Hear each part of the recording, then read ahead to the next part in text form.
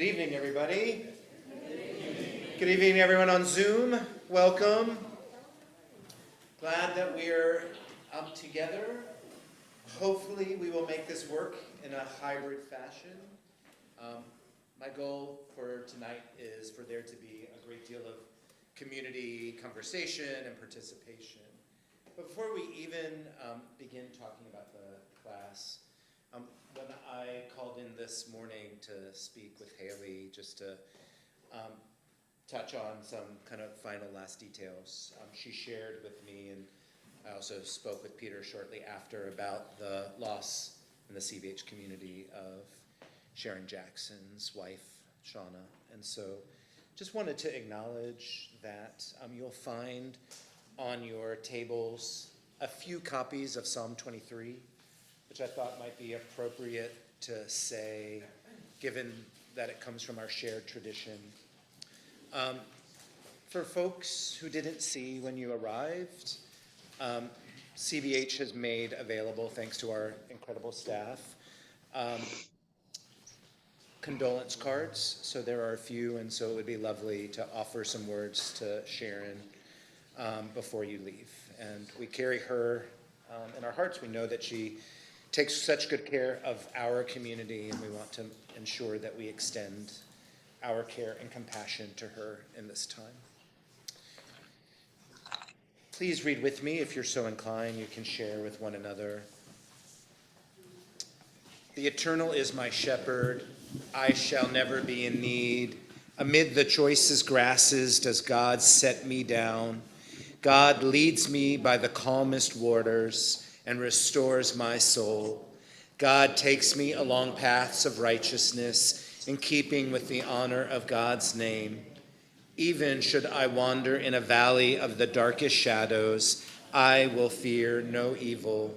You are with me, God. Your power and support are there to comfort me. You set in front of me a table in the presence of my enemies. You anoint my head with oil. My cup is overflowing. Surely good and loving kindness will pursue me all the days of my life, and I shall come to dwell inside the house of the Eternal for a length of days. Zichrona livracha, may Shauna's memory be a blessing. I'm going to turn it over to our president, Peter Ispister. Let's give him a little round of applause. It's never an easy thing to be president of a community. Thank you, Rabbi. Well, thank you everyone for being here, and thank you everyone on Zoom. I personally am going to make a very dedicated effort to be as inclusive of the folks on Zoom as possible. And thank you, Rabbi, for acknowledging essentially the state of mourning that our community finds itself in. I think the beautiful and the heartbreaking part of being a community is that we do and experience the hard things together, the unexpected things together, and really all of that life has to offer and has to put in front of us together. The news out of Israel and Gaza today is also challenging, and in its much more mundane way, the question that we are grappling with tonight is also, of course, of import to the future of our community.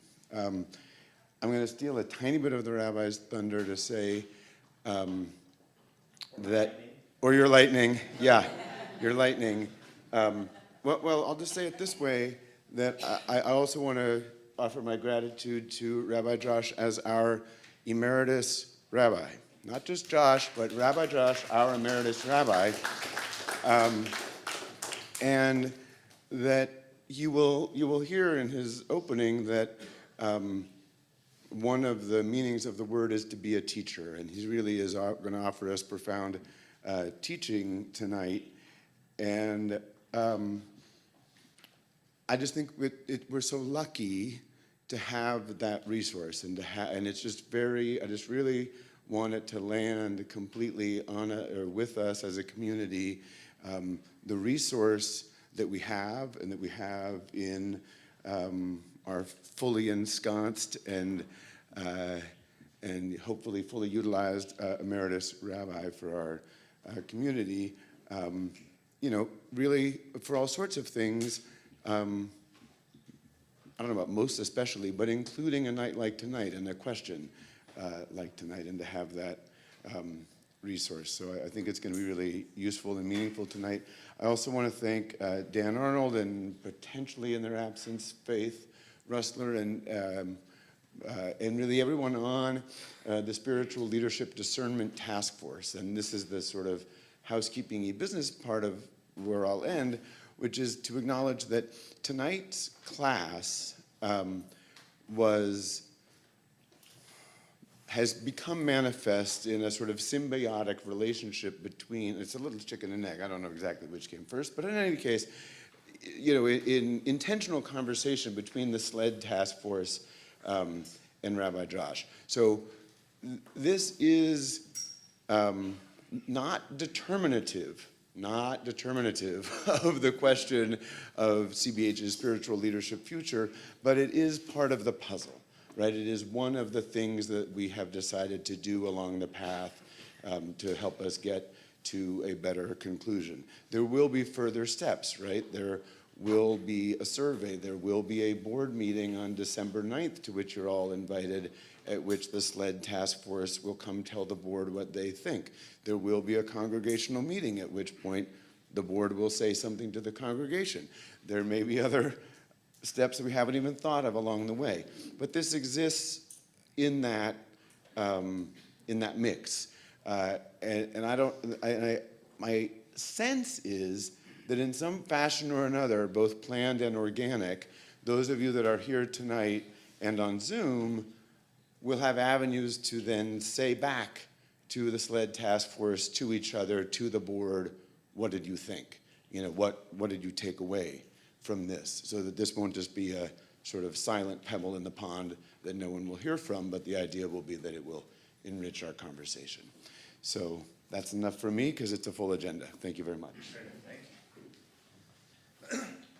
And I just want to build on something that Peter said. You know, I really appreciate the being seen as a resource. But one of the things that has been true of this community and has been really, I think, a cornerstone of Reconstructionist leadership is believing in the collective wisdom of what happens when we gather together and participate. And so we really are co-creating this class tonight.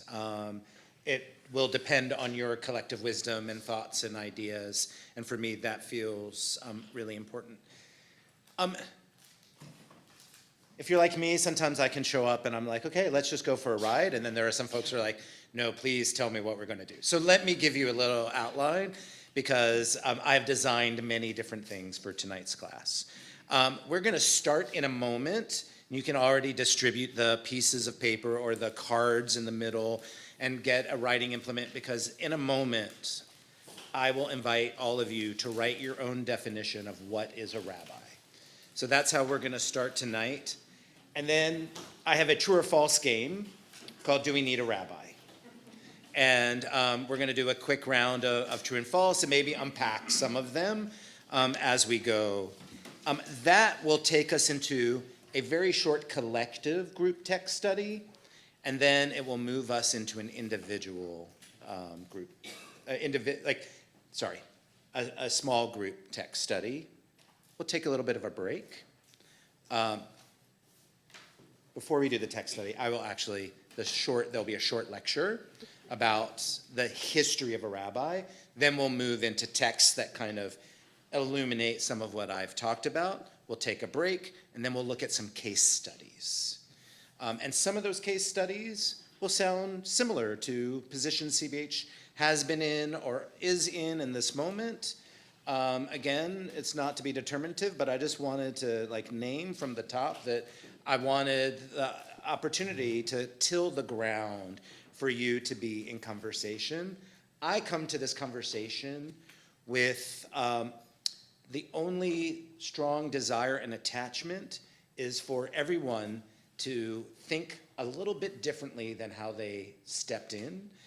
There is not one preconceived idea that I am teaching towards, but really want to share the different ways throughout different times people have conceived of this question and want to empower the process as it goes forward with what I think CBH does best when it's intentional, which is creative, dynamic, thought-provoking kinds of thinking and conversation together to arrive at creative solutions that fit this community, recognizing that this community has often understood itself to be unique and have a unique set of needs in this Jewish landscape. And so that's what I hope to agitate in a good way from our class. So that said, and you at home, if you can get a writing implement and a piece of paper or write on your computer, we're going to take about 3 minutes to write what is your definition of a rabbi.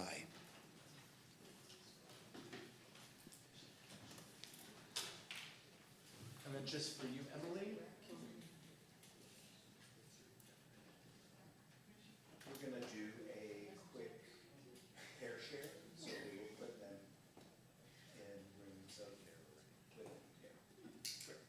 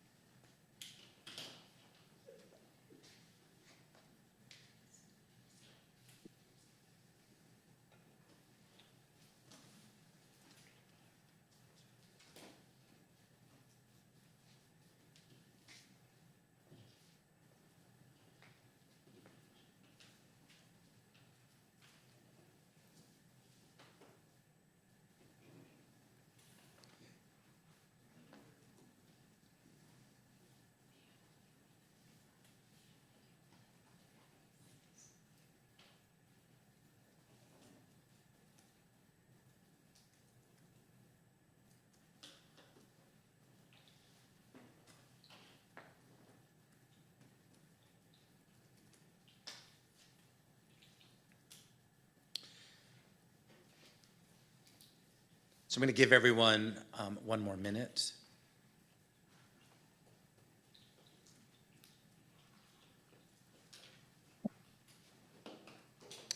I would say that the folks on Zoom can start moving into their pairs.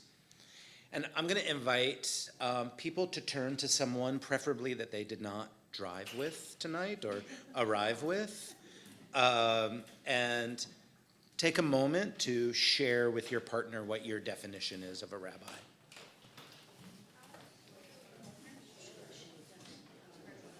Do you want to share with me?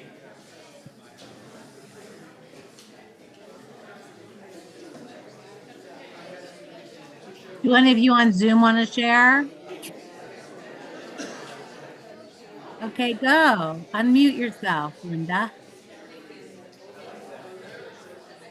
Someone who's understanding, compassionate, empathetic, has Jewish knowledge and ethics and a great background.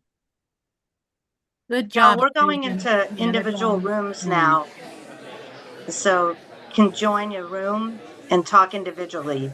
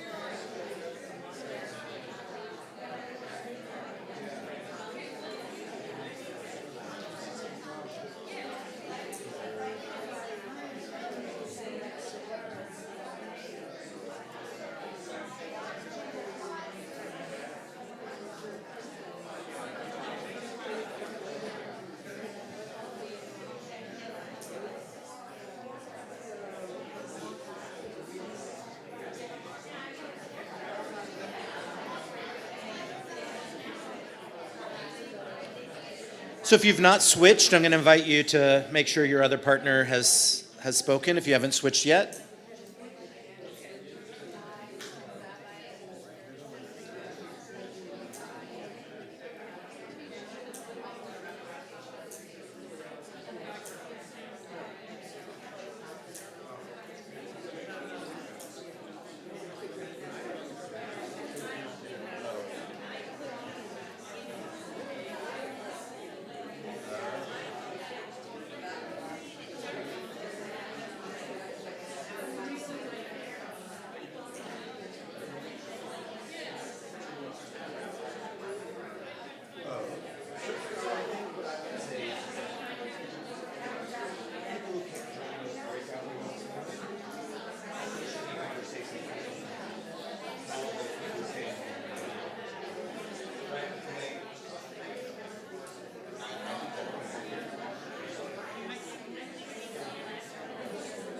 there anyone who didn't join a breakout room who wants to chat a little bit on Zoom? If you can hear me.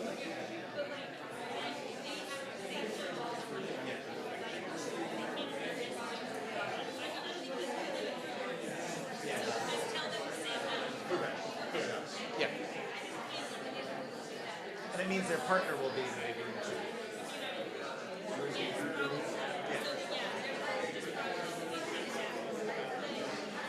So friends, I'm going to invite you to wrap up. We're going to bring people back from Zoom.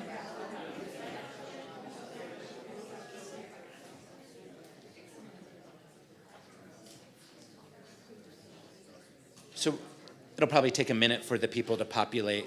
But I'm curious, would any pair like to share what got illuminated? Any interesting differences? Any yeah, we actually had the same exact definition? Who would like to offer? Yes, Lauren.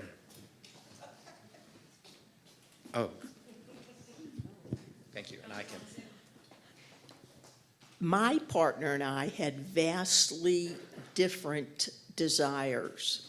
One of us was smart enough to focus on the inward, meaning the CBH internal factors, and was smart enough to think about the external role of the rabbi.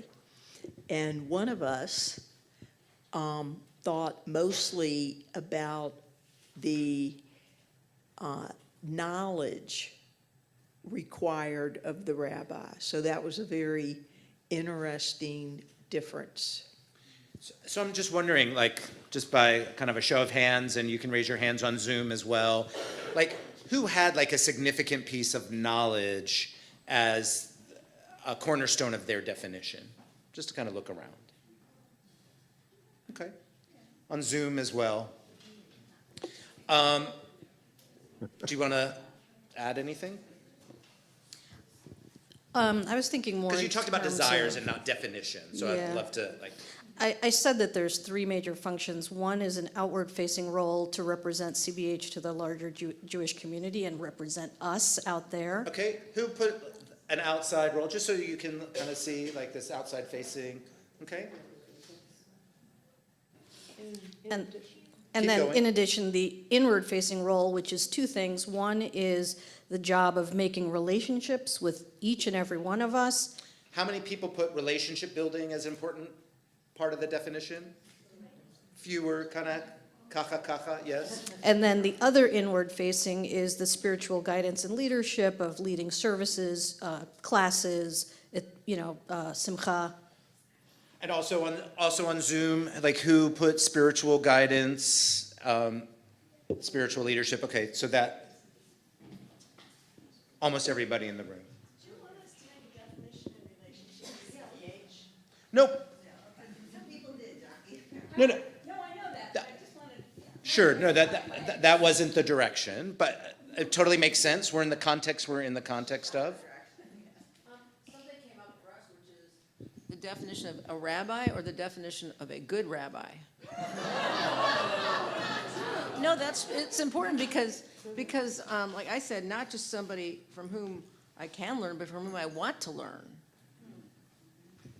Well, so it doesn't have to be Cindy, but I'm wondering if there's somebody in that distinction, what are the qualities of that would want you to make, that you would want to learn from that person?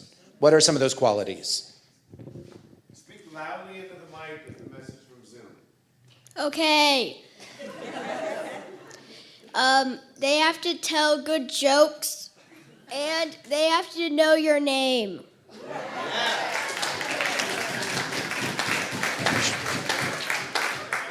I'm glad I asked your name before I called on you. Yes. Thank you. So I think that you brought up a very good point, because you may have just hit a nail on the head by saying knowing good jokes and knowing the person's name, but the reality is you can relate to people in a lot of different ways, and this person who needs to have their name known is not necessarily the same person who's looking for your jokes, and your jokes are not always going to hit. Now, I mean, whoever you is. Yes. But I think that just knowing who the people are in your environment makes a big difference. And some people are great rabbis, but don't relate well to the people that they're with, and that's not a good fit. Yes. So I'm wondering, just so that we can all get our steps in, if like whoever has the mic can be the bearer to pass the mic to the next person, so I can both pay attention to the room. Sherry, Anybody mind if I Blanche just want to shoots kind off of his mouth? ask Lauren, how is your joke-telling class going in rabbinical school? Oh, this is still sort of answering what you were Sure. saying? And then Sherry, yeah, but go ahead. Oh, I'm Yeah, sorry. go- With that, I said that it's somebody who needs to have a spiritual, moral, ethical, they need to be a spiritual, moral, ethical coach / guide. Okay, Not that they have to be perfect on those, but that they need to help coach and guide. great. I'm just going to add some flavor. Not every movement sees all of these things in this way, and just want to say that felt like a very reconstructionist answer. The coach guide piece of it.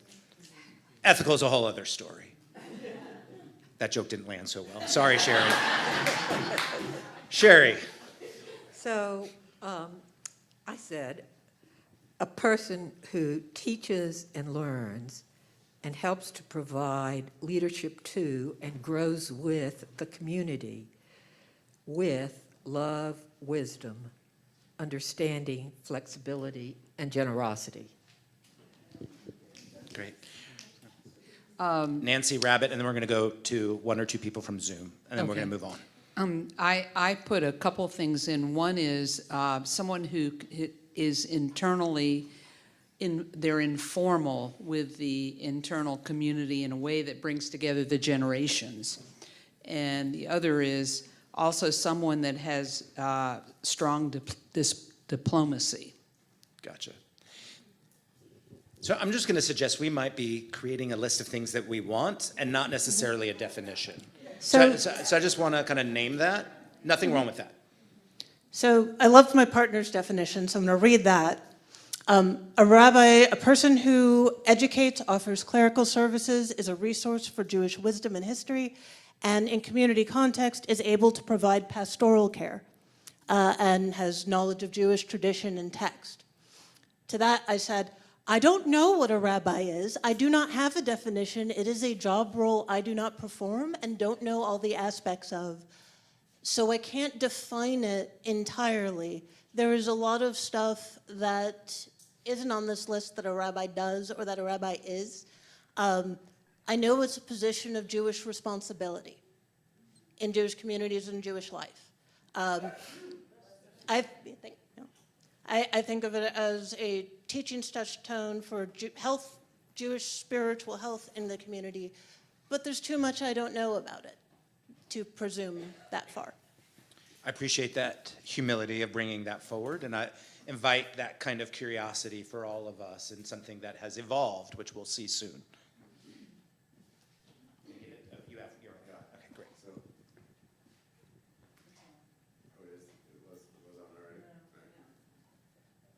Anyway, a spiritual leader to lead our community in celebration and grief. What?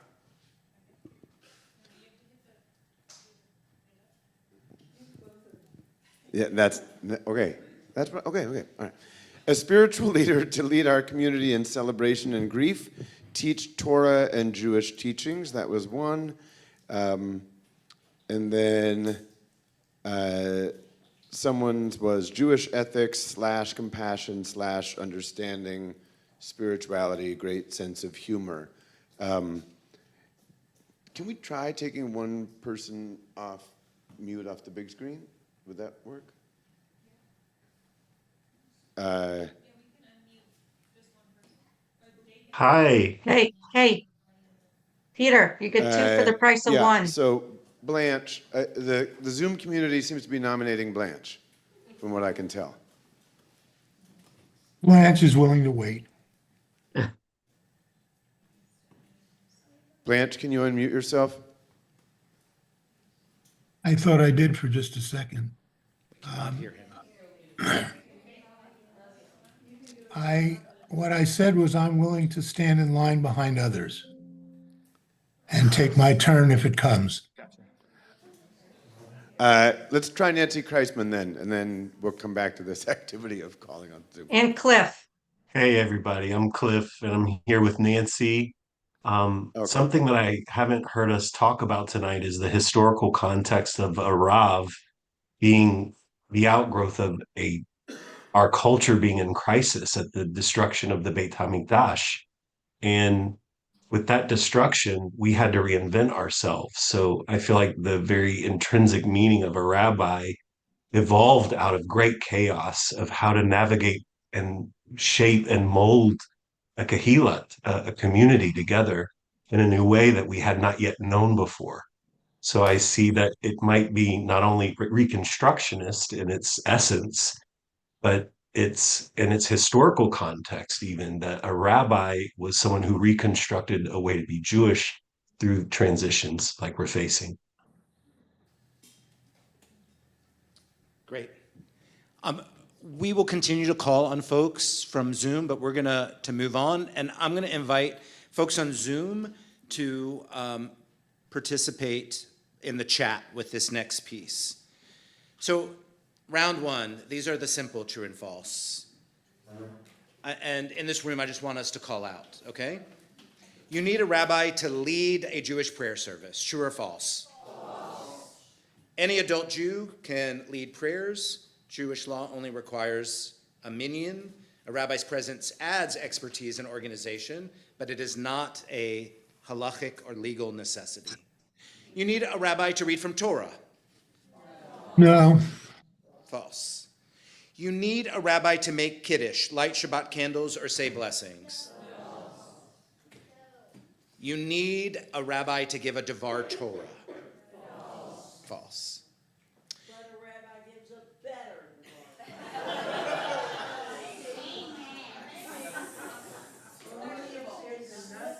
Yes. Some rabbis, some lay people, it's all right. What I will add is that good rabbis support lay leaders in giving great divrei Torah. Round two, life cycles. You need a rabbi to officiate at a Jewish wedding. It's slightly a trick question. It is false. It's a little bit socially true, and depending on the state in which you live, the state requires there to be someone who is ordained. So Georgia is one of those states. Now you could go online and complete a minister of life, whatever, and in about 15 minutes you could become ordained. We would want to think if that's the kind of piece that would be acceptable to us. So you don't necessarily get the pastoral counseling. There are other pieces, but that one of the issues also from a halachic perspective is that a poorly done ceremony could create halachic issues later. We're not a halachically bound community. We're informed by halakha, but we're not bound by halakha, so it's less of an issue here. You need a rabbi to perform a conversion. So mostly true. A valid conversion typically needs a beit din, one of whom is often must be an ordained and recognized rabbi. Lay-led conversions are rarely accepted by communal or national authorities, especially if there's any desire that someone wants to move to Israel. Rabbi, can I ask? Yes. Sure. A beit din is literally means the house of the court, or the house of law, house of judgment.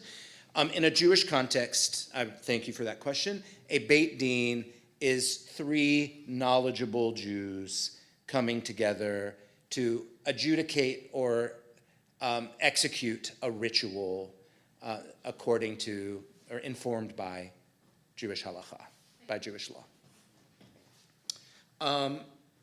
Are you seeing anything? Well, we have a couple rabbis online, so I imagine some of them are going to add some color, so you can feel free. Yeah, I will bring the color. Okay, great.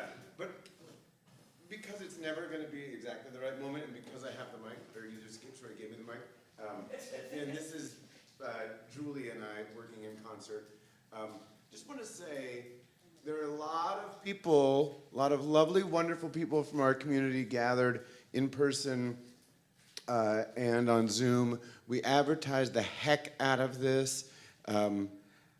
Rebecca Goldsmith is in Spain, and that's why she's not here with us tonight. And Julie thought that it was useful and clear and transparent to say that that's where Rebecca is. And one of the reasons that we're recording is that Rebecca and anyone else in the community who wasn't able to make it tonight can view the recording.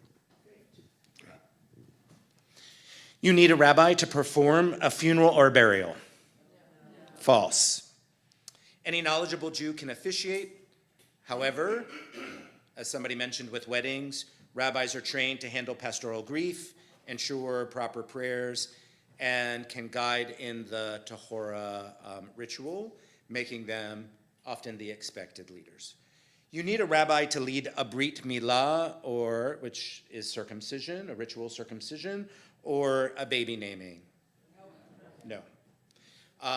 Clearly, for a brit milah, all you need is a moil, but often a rabbi or somebody knowledgeable from the community can offer blessings, do the actual naming itself, or provide guidance and prepare the family along the way. So round 3, institutional and communal realities. You need a rabbi to visit patients in the hospital. So false halachically, true sometimes institutionally. So particularly if it's beyond visiting hours or if people are in critical care, clergy have access that other folks do not have. And so, and just as a plug, Bikor Cholim, which is the mitzvah or the commandment to visit the sick, is something that applies to all Jews. So everyone should be in the practice of visiting folks, but because hospitals will restrict pastoral visitation rights to certified clergy, it often requires that person to be ordained. And if your rabbi gets turned away, it's a big heckin' deal. Yes, absolutely. Big deal. Your congregation must have a rabbi to represent itself in the Atlanta Rabbinic Association. Yes. So membership in the ARA is limited to rabbis serving the Metro Jewish Atlanta community or here in retirement. The organization's mission is to promote fellowship, learning, and collaboration among rabbis serving Georgia's Jewish communities. And they don't accept any rabbi. So they look at the accreditation of people's ordination. And there are times where a vote will be called for exceptions. Having sat for many, many years, those exceptions were rarely granted. So there was a rabbi at Beth David up in Gwinnett County, I guess Snellville, whose rabbi they did not allow to participate because his ordination was not from a school that was recognized. Did you have a question? For another, I don't even remember what his ordination process was, but I mean, one of the things they look for is accredited schools. So even more so from an institutional perspective. Is that the same? Sorry.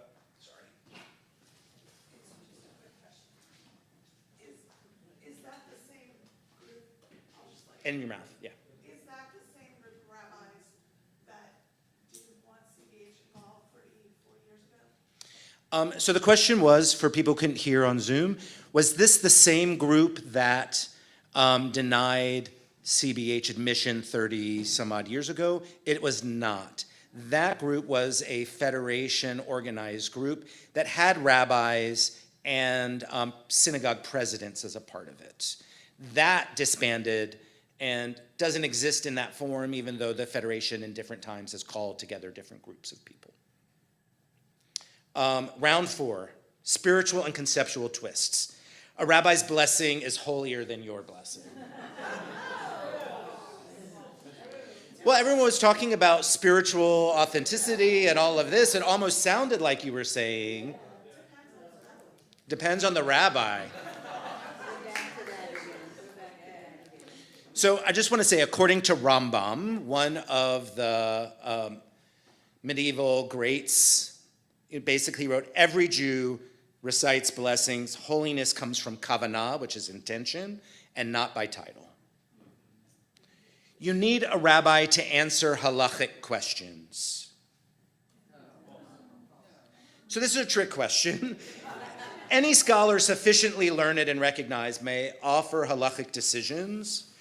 Ordination formalizes trust, but true authority flows from knowledge and communal acceptance. Smicha, which is the Hebrew word of ordination, something that Reconstructionists don't use for their ordination, confirms expertise. It is not divinely conferred power. A synagogue without a rabbi isn't really a synagogue. Say more when you said question mark.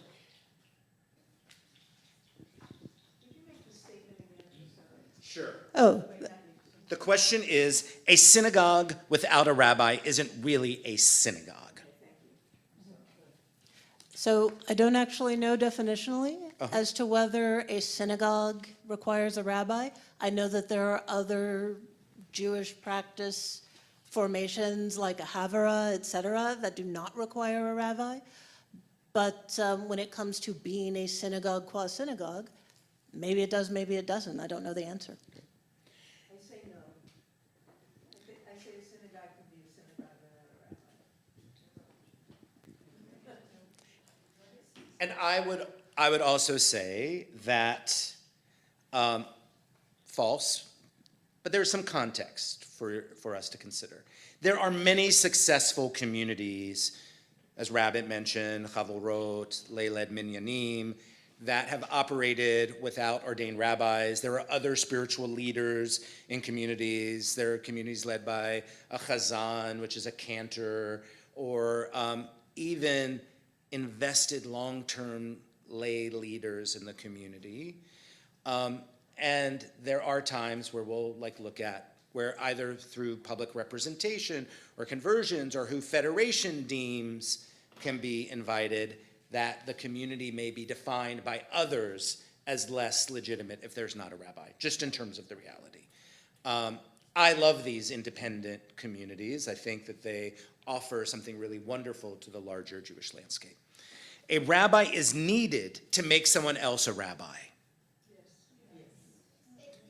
Symbolically true, from a halachic perspective, a Jewish legal perspective, the lineage of smicha traces to Moses and Joshua, Moses conferring power to Joshua, but it's practically false. And you should know in the Talmud, the rabbis saw Moses as a rabbi. They call him a rabbi, and they imagine, I love the Talmudic rabbinic imagination, they imagine that there's a heavenly yeshiva.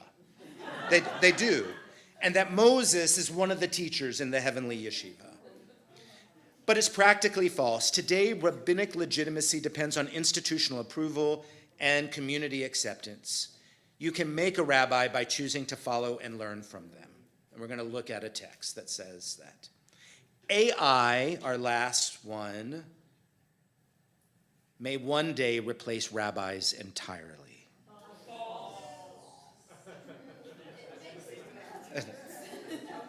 So what I can say is that AI can summarize Torah, issue data-driven responsa, and craft sermons, but cannot at this moment exhibit empathy, vulnerability, or moral discernment, which some of you have pointed out are part of your definitions of what a rabbi would be.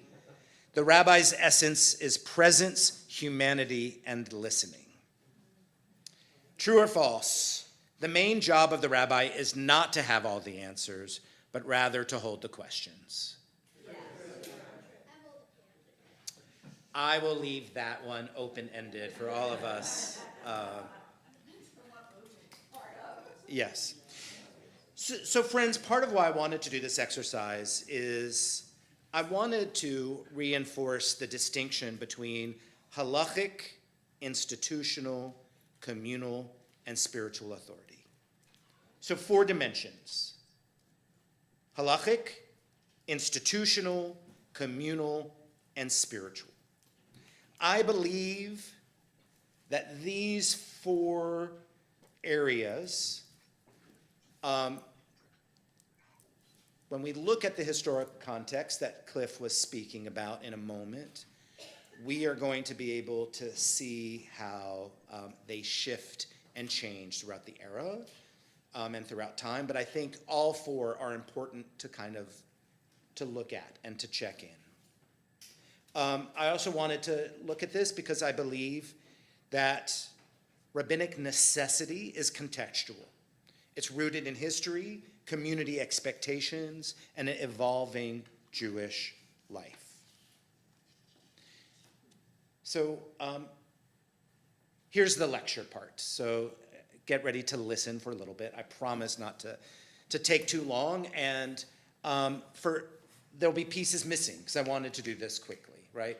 So I'm going to do a quick overview of the history of what is a rabbi.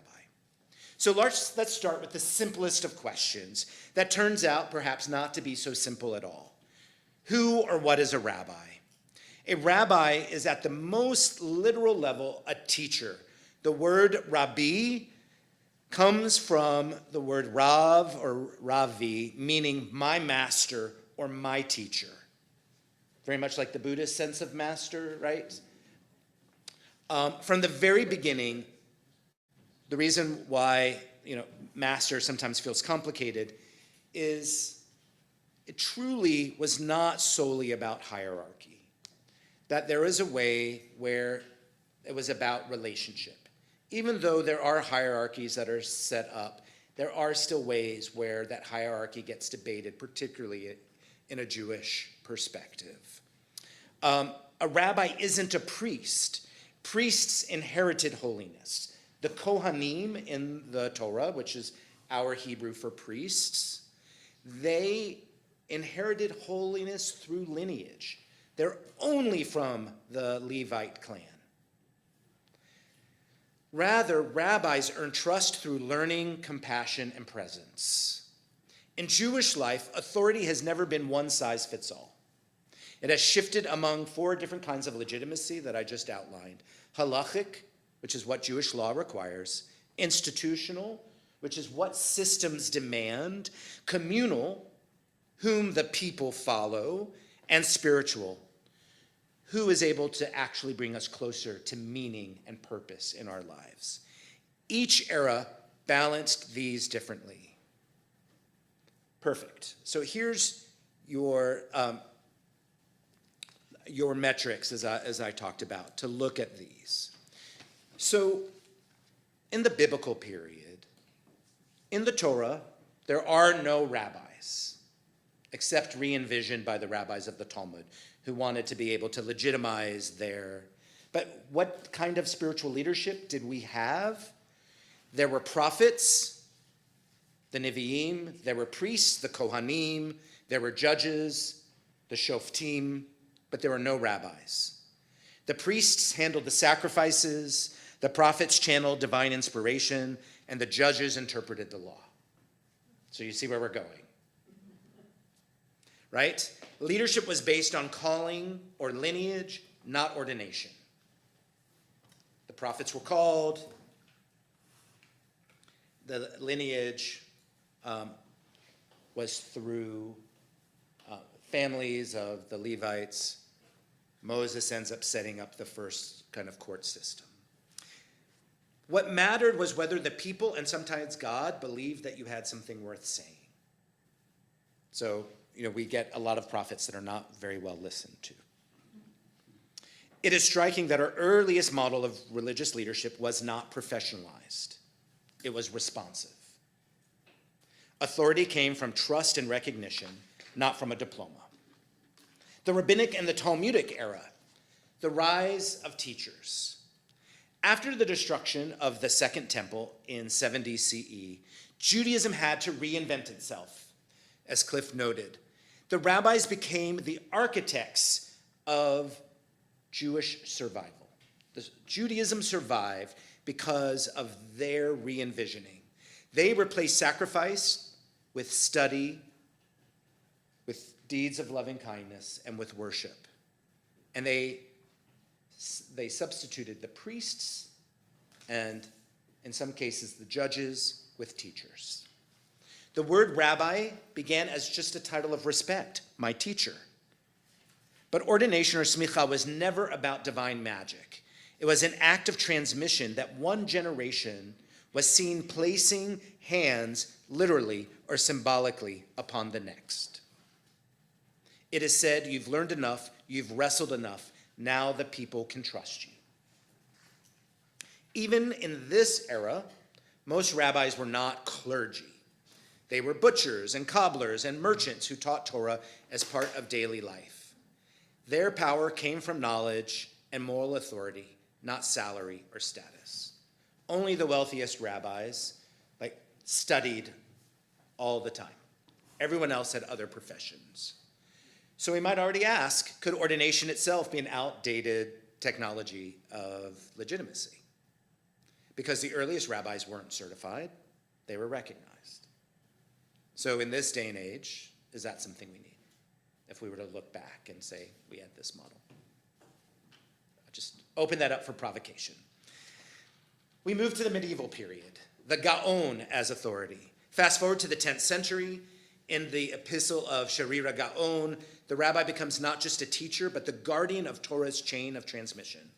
Sharira writes, all these things were transmitted by the elders from Sinai up to our days. The Gaon must know the whole Torah immaculately and provide binding rulings to the community beyond Babylonia. Now, authority is less about charisma now and more about mastery. And it is also about geography. The great academies of Babylonia became the sources of truth. To be a rabbi was to be a part of a system that guaranteed continuity. It is here that institutional authority begins to overshadow communal legitimacy. Rabbinic rulings start to carry weight, not because of personal commitment or holiness, but because of where you were trained. Sound familiar? There were the Harvard schools, and there were the others, right? I say that not having gone to Harvard. The Hasidic period, the Rebbe as soul healer. If we move all the way to the 18th century in Eastern Europe, people are weary at this point of dry rabbinic legalism. So enter the Hasidic revolution. Rabbi Shneur Zalman of Liadi in the Tanya describes the Tzaddik, which is the righteous leader, another name for perhaps their version of rabbi, as the foundation of the world, the bond connecting heaven and earth. This figure isn't just a legal scholar anymore, but a spiritual conduit and a healer of souls. Authority here becomes emotional and mystical, rooted in spiritual authenticity and charisma rather than in institutional training. For followers, the Rebbe isn't obeyed because he is ordained. He is followed because he listens with the people. He blesses the people. He weeps with the people, and he reminds the people of God's love and abundance. So another question emerges. What if charisma and compassion are the new smicha, are the new ordination? We then enter the modern and contemporary rabbinate, multiplying the expectations. By the 19th century, Jewish life faced a new challenge called the Enlightenment. Jews are gaining access to secular education and civic life, and the old frameworks of authority no longer held in many places. In this period, rabbinic ordination began to take on a new meaning. It began a way to codify standards, establish credibility in a modern world, and define responsible leadership through scientific study, ethics, and professionalism. The modern rabbi emerged as part of this effort to reconcile Jewish tradition with what was then the emerging modern values. Progressive movements such as Reform were the first to reimagine ordination and what Jewish life could be like, emphasizing ethics, history, and public engagement as core parts of rabbinic training. In response, Orthodox Judaism, which had been very disparate, began to formalize its own seminaries to preserve halachic authority and maintain continuity. The conservative movement arose as a middle ground, upholding tradition while adapting to modern life. And then, because of our context, Reconstructionism comes only in the mid-20th century as a very American response to and bringing in American values into the rabbinate of pluralism, egalitarianism, and I don't have this in my notes, but I always talk about these three. And democracy, right. We all know why I forgot democracy, right? Because, yes. How did that joke land, Sharon? No, I'm just kidding. So, as ethics developed as an academic and practical field, rabbinical schools adopted codes of conduct and professional guidelines. Ordination became not only a recognition of knowledge, but a statement of ethical accountability. The rabbi was now expected to be both scholar and moral exemplar, someone who could bridge ancient wisdom with contemporary responsibility. And by the 20th century, seminaries across movements produced rabbis who were also preachers, counselors, teachers, community leaders. Then the expectations exploded. Rabbis became therapists, fundraisers, administrators, and security coordinators, sometimes all before lunch. Communities wanted their rabbis to be both CEO, spiritual mystic, fluent in Torah, and QuickBooks. And fundraise. And let's not forget, since we've had a role in this as a community, that in the late 20th century, the expansion of who could be a rabbi shifted.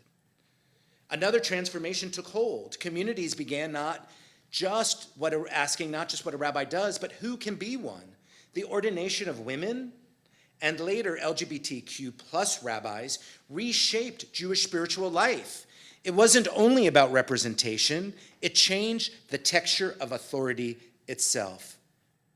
When women began leading congregations, new, and my bias, essential qualities of listening, of collaboration, and vulnerability were recognized as core rabbinic strengths. Wasn't always the case. LGBTQ rabbis further expanded the understanding, really highlighting authenticity and truth-telling as sacred responsibilities. The face of Jewish leadership became more diverse, and with that came new forms of legitimacy rooted in lived experience.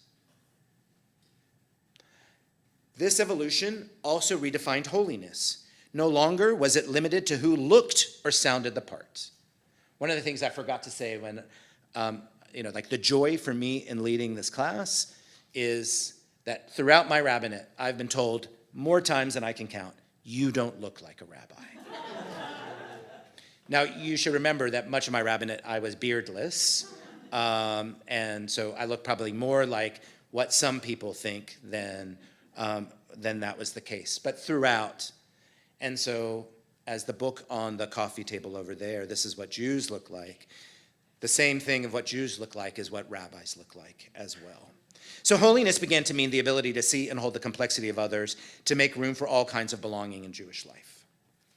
Lastly, the rabbi is Klei Kodesh. In many communities today, rabbis are described as Klei Kodesh, vessels of holiness. But a vessel isn't holy by itself. It becomes sacred by what flows through it and by the community that fills it. That means the rabbi's role is both essential and incomplete. And this is my, I presented history, I'm now adding a little bit of my own texture. I believe no leader holds holiness alone. It is shared, it is sustained, and it is shaped by the people. When we understand this, the question shifts from who is the rabbi to how do we create holiness together?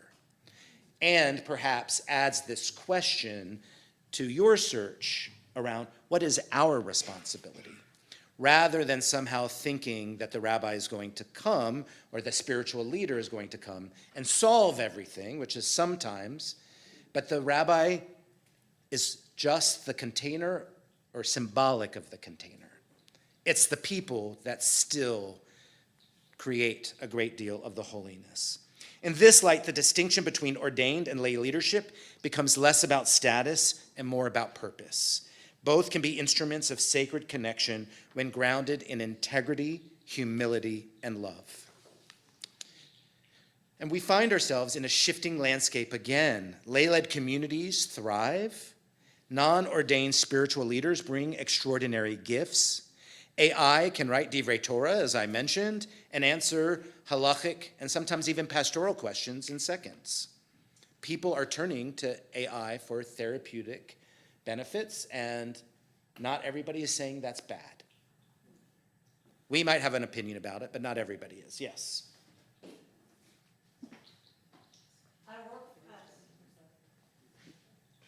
I work for an AI company. It's bad. It's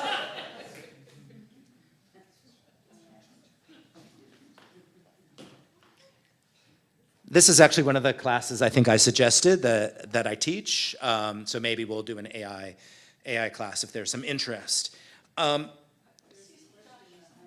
Yeah, oh, Brandon.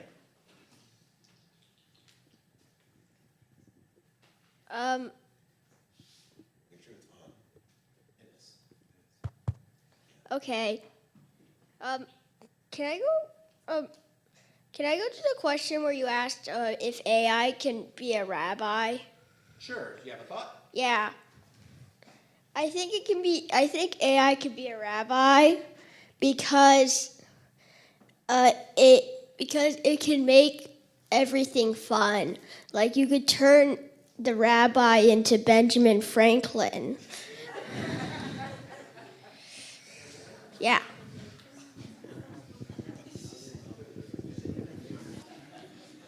I mean, I didn't plan to do this, but on my Substack, I have an article called Idolatry, idolatry, which really looks at this issue in terms of the kind of spiritual leadership that people are turning to AI for in this time. And part of what Brandon is saying is that sometimes what rabbis offer feels dull or boring, and that there may be a generation in which AI will speak to, or at least have some component in reaching a different generation. So just want us to be open.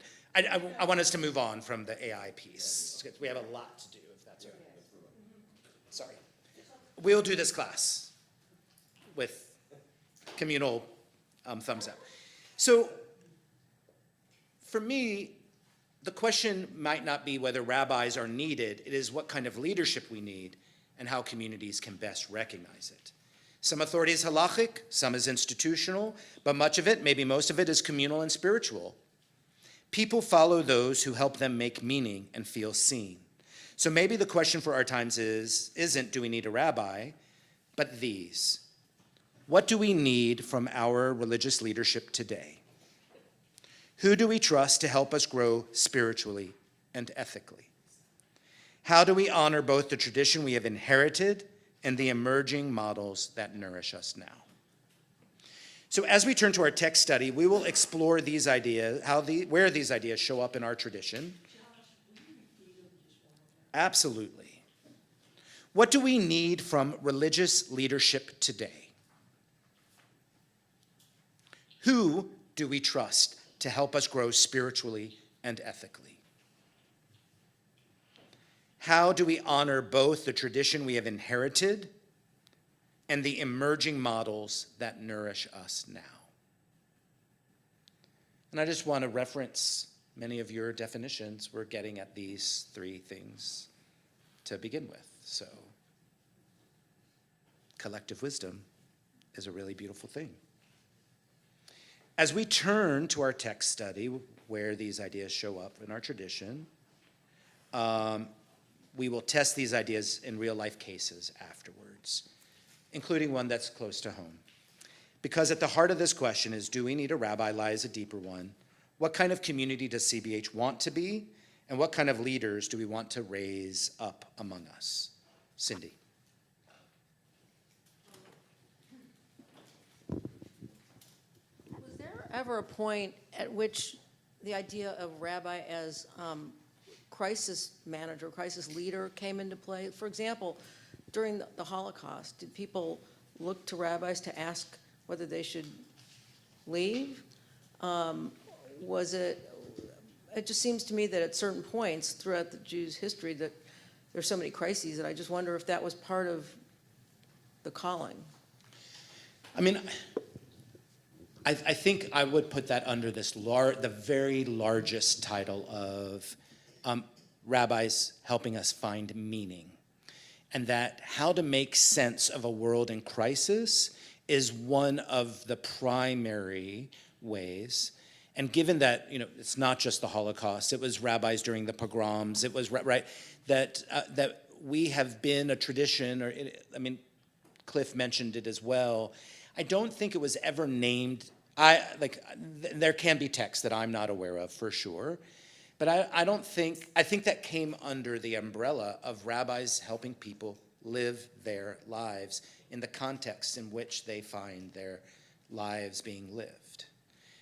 And just to speak at this moment as democracy is fracturing, as what our understanding of our relationship to Israel and how that is fracturing the community, and that intersection in this particular country at this moment is really pulling rabbis apart. There's a great article by Rabbi Shira Koch Epstein, who is the executive director of ATRA, which supports rabbi in innovative approaches. I did their program shortly after I left CBH as the senior rabbi.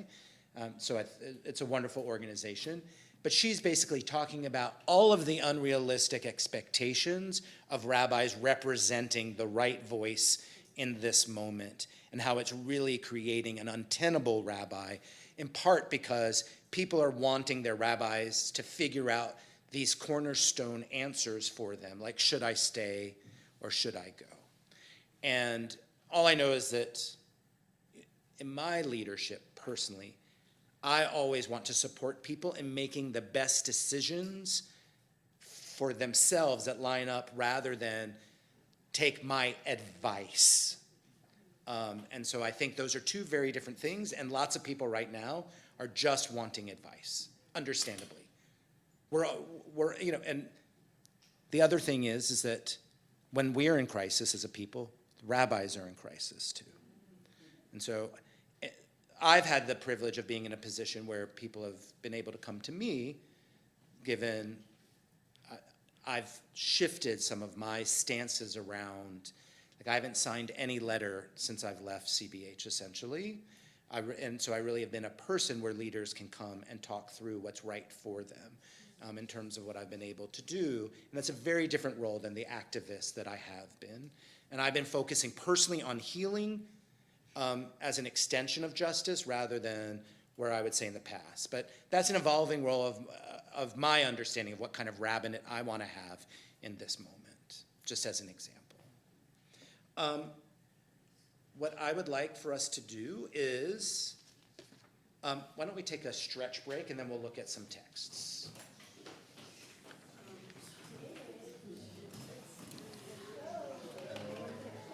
So if you need a bio break, take it, but I'm gonna start in like 30 seconds.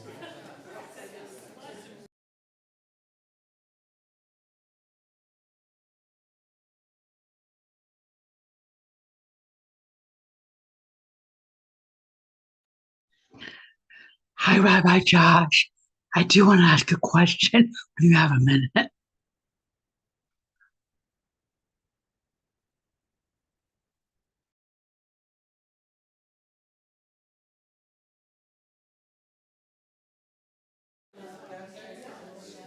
And I'm gonna invite us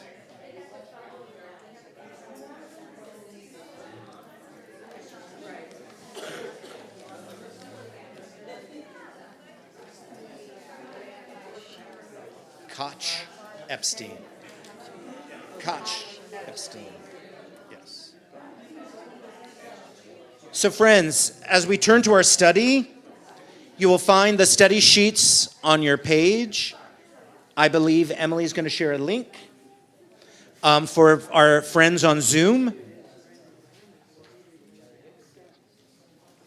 I'm going to invite us to return.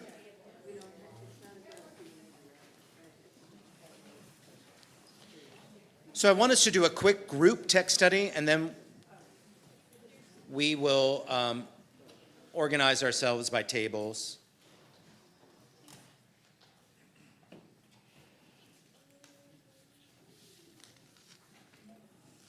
So if we look at the first text from Pirkei Avot, I would love for us just to start by saying our Torah study blessing, which ends with la'asok b'divrei Torah, which means to engage in the words of Torah. It's Baruch Atah Adonai Eloheinu Melech HaOlam Asher Kidishanu B'mitzvotav V'tzivanu La'asok B'divrei Torah. I'm just going to ask Josh, if you wouldn't mind. Who has the mic? Oh, here, right here. Great. We'll pass the mic to Josh. Josh, would you read that first text from Pirkei Avot, chapter 1, verse 6? Make for yourself a rabbi. Joshua ben Perahiah says, make yourself a rabbi, acquire for yourself a friend, and judge every person favorably. Great.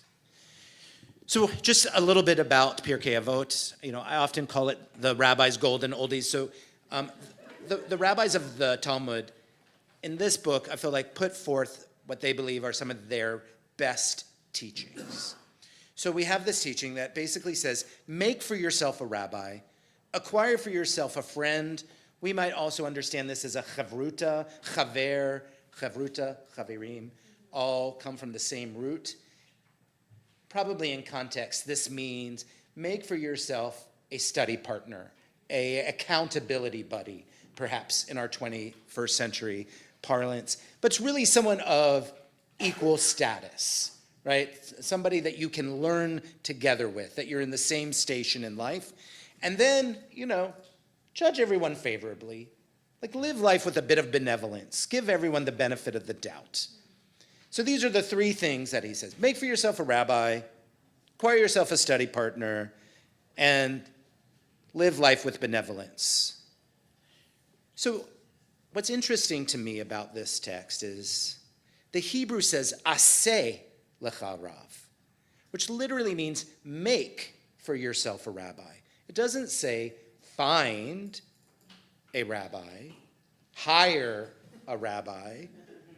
So I wanted to ask, and maybe we'll start on Zoom first, or maybe one person in here, and then we can tee some people up on Zoom.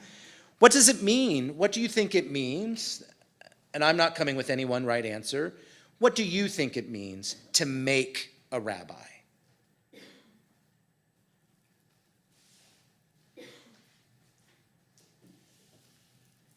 Anyone on Zoom? Okay, Bill.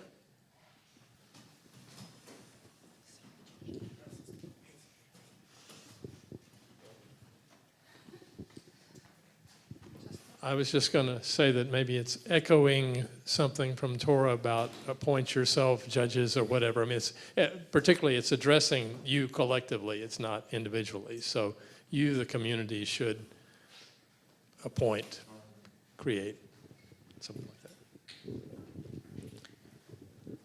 Though I might say it is in the individual, I think you could take it, but I think he's talking to individuals, just in terms of the grammar. Then what I was going to say will not apply. I think that idea as a community to welcome somebody in, to teach them the lay of the land, to help them understand our specific type of culture, and really help them become part of the community so that they then can match and join us. Great. So I think in a communal context, part of what I'm hearing saying is that onboarding becomes really important, and it isn't just about what are the administrative systems, which is important, but it's also how to create connections within the community and welcome someone. Yeah, I've got, this is what Rabbi Zev has written. Who is wise, question mark? One who learns from everyone, not just from those whom we consider as our equals. And then someone named Zoom user put in the term co-create. Do you want to see if Zev wants to add any more? Like, does he want to come off? Like, can we take him off?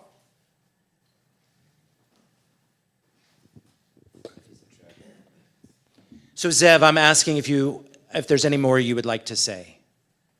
Well, I think that says it all. We learn from everyone. I learned a great deal from my teachers, more from my colleagues, and most of all from my students. Amen. Marion, and then.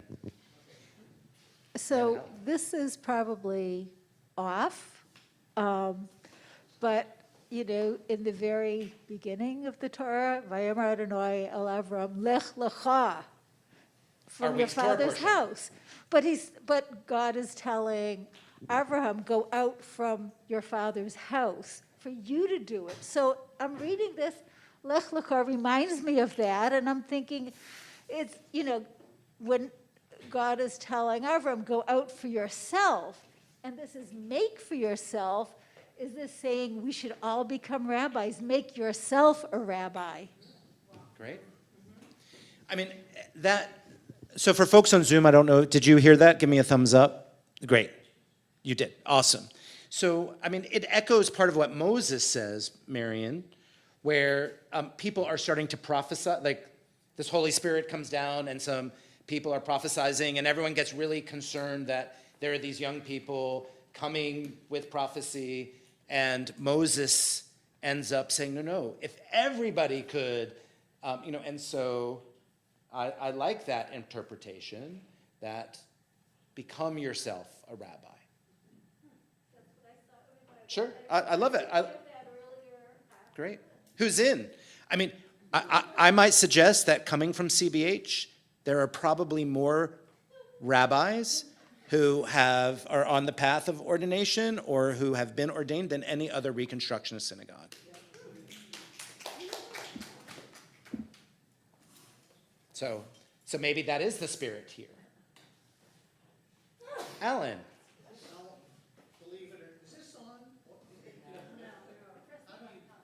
Is it on? Yeah, oh my gosh. Well, believe it or not, I was going to say the same thing. Because, you know, it reminds me of that there's a line from a John Donne sonnet, get with child a mandrake root, and it's like, you can interpret that so many different ways, but that's what I thought. Think of yourself as a rabbi, consider yourself your own friend, and if you can do that, everything else kind of falls into place. And if you can do that, then you just will judge everyone favorably. It just kind of falls in line. But I was going to say the same thing. Great.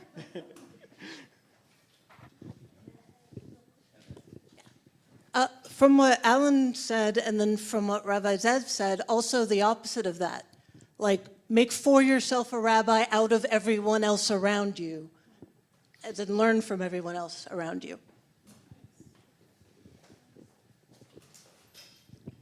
And also, I think if you're making yourself a rabbi, you're being learned, and I think that as we grew up in the tradition of education is valuable, you become smarter, you become more aware.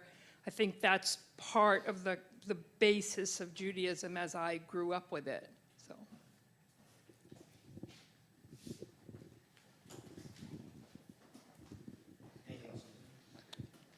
From Rabbi Zev, Lech Lecha also means, quote, go into yourself, close quote, find your inner rabbi. Kind of on that note, too, I wrote for myself, make yourself a rabbi, be in yourself, your mindfulness of yourself, so you go into the world with mindfulness. So you're your own wisdom, your own wise person, and so the onus is on you. However, you can get learned in the Torah, whatever you want to do, but it comes from within to focus on that. So I want to shift to this next question, which is, can a community, in terms of what we're saying, can a community make a rabbi of someone who isn't ordained? What gives someone rabbinic authority, credentials or community acceptance?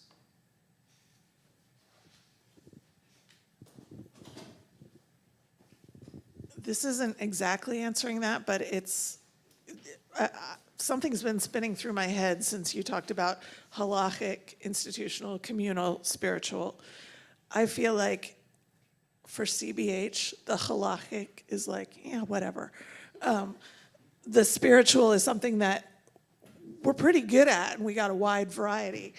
I feel like as a community, we may not need a rabbi.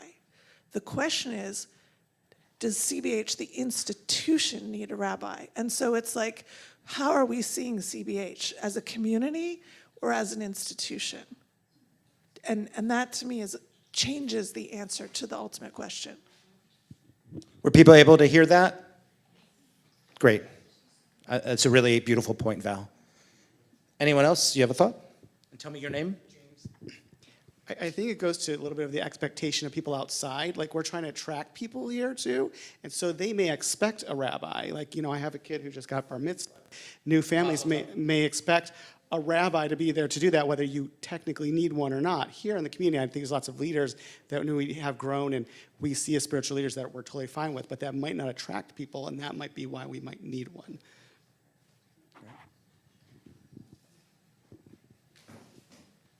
Elizabeth and then Deblina. So I'm with this thing of the community making the rabbi. And yes, I think that there's a sense of that has to be part of it. And I can imagine there's been communities where there's been rather false rabbis and that have, there's some kind of other balance is needed.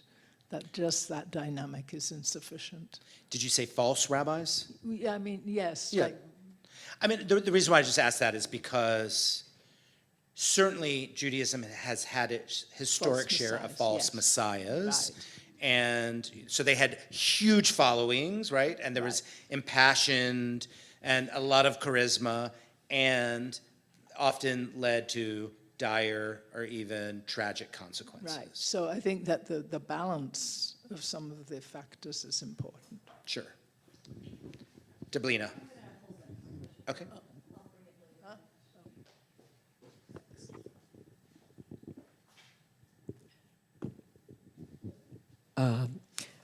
I think part of being a leader, i.e. a rabbi in a community, is to be able to challenge the community and to be able to do that and hold your ground. You need some backup from a place other than just the community. So I.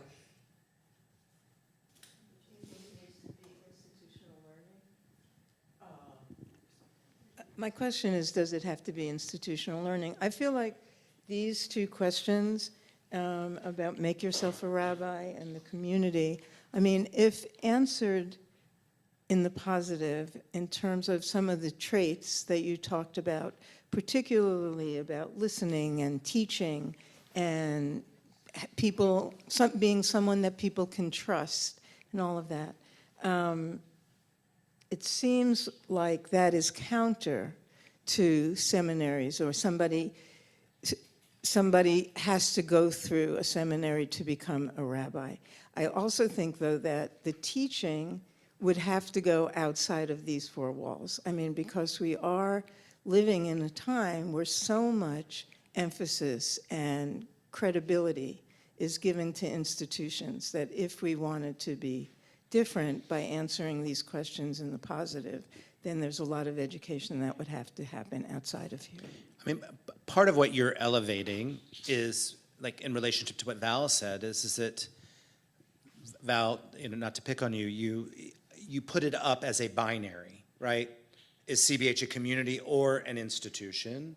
And so my question would be, like, how does CBH grapple with the likelihood that it is both a community and an institution? And what are those responsibilities? And what do we need from each of those kind of piles? I'm going to let you have the last word, and then we're going to move into text so that we'll continue this conversation, but it will happen at tables as well. So related to what Elizabeth said, I keep tripping over rabbinic authority because it's very easy and happens in the Torah to bad effect to see it as only the authority. I like responsibility, and that has me looking at it as a rabbi can, a community can make a rabbi. It's happened historically a lot. But giving somebody rabbinic authority doesn't mean much if they're not also accepting rabbinic responsibility, as a leadership role in the community, someone who is fulfilling that role, whatever that role needs to be there. And the authority part, without the responsibility part, is what makes false rabbis or messiahs and abuses and things like that. And also, I think it can distract good rabbis and make them not so great rabbis. Yes.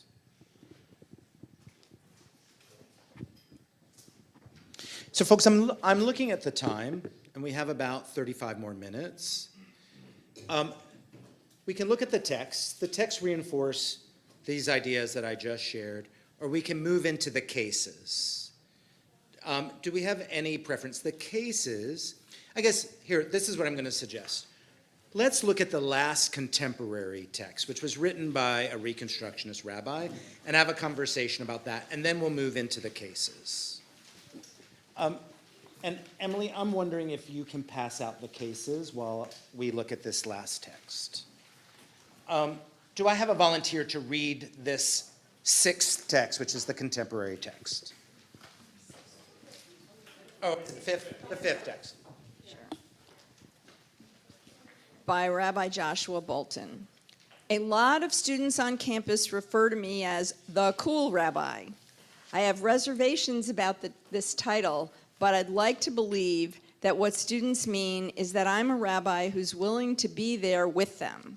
I'm willing to be in the places where past rabbis or even past Judaism wasn't willing to be, not just in bars, but in the muck and mire of what it means to be a young person in the early 21st century, and in the dark, shifting places of Jewish identity and feeling where millennials increasingly find themselves. Students think that cool, I think that might be Reconstructionist. Students think that's cool. I think that might be Reconstructionist. We need a Judaism courageous enough to wake up in this postmodern moment, embracing meaning as a process, not a conclusion. So friends, Rabbi Bolton imagines the rabbi as a companion in uncertainty rather than an authority with answers. How does this reframe the traditional rabbinic role? And Cindy, does that answer your question a little bit? A little bit, yeah. What you said about not giving advice. I think it mirrors what Josh has said earlier tonight about not giving advice, but helping people find their own answers. Right. And so one of the rabbinic texts that we didn't look at, speaks about the rabbi being the Mara De'atra, which is really the decisor of how Jewish life and law are going to be practiced on behalf of the Jewish community. And really what people would come with, real questions. And it wasn't that, I would say the good rabbis of the time didn't employ what we might call pastoral and compassionate ethics, but people often felt bound to the rabbi's decision. And there are still movements that model some of their rabbinic training off of that kind of model, even though what is needed in the 21st century has shifted all of the seminary's approaches. And that to the degree that this community remains a Reconstructionist community, what Jerry just said and what Rabbi Bolton said and perhaps what I said reflect a version of Reconstructionist envisioning of rabbi as guide rather than rabbi as decisor. Did you want to say something? Okay. My sense is even to be the guide and to hold the place of uncertainty needs a wide perspective, and it needs very strong presence. And what does that presence and perspective get grounded in? I think, like Sherry said, it needs deep grounding as well, and in the tradition as well. Lauren. I just wanted to mention three quick points from the school I'm in right now.